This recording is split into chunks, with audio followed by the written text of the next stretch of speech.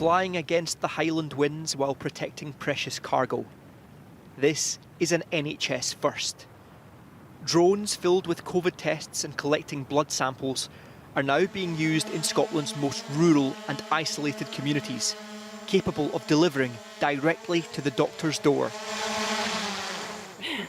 There's been a lot of curiosity about the drone. What about the community here? How have they taken to it? What are they thinking about it? People are very supportive of it, actually. I think they think that anything that would help and improve patient care, they're on board with it. Placing cargo in the bay. With supplies dropped off, fresh samples are put in. It is ready for takeoff. An initiative launched to link up those places cut off by the rugged landscapes and choppy waters of the Hebrides.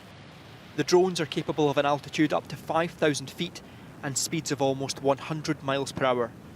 Medical samples from the islands would normally be carried by ferries depending on the weather, then on to Oban Hospital. But this is much, much faster.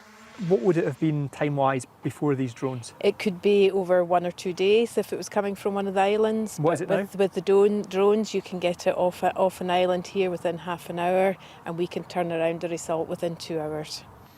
Tests arrive in the Oban lab so quickly now, patients from the Highlands and Islands sometimes get the results even more efficiently than they would if they lived in the city. The samples can be picked up, sent across. We can have the results even before the patient arrives.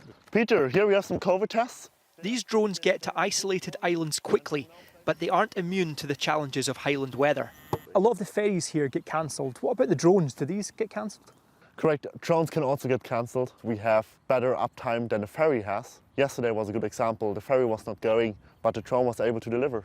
This is a pilot scheme that requires no pilots at all, just someone to watch the computer screens from the back of a van.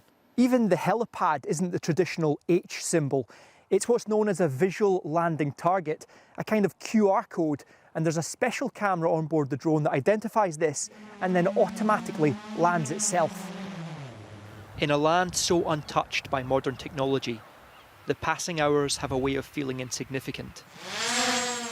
But when time-saving is life-saving, it might just make this place even more attractive.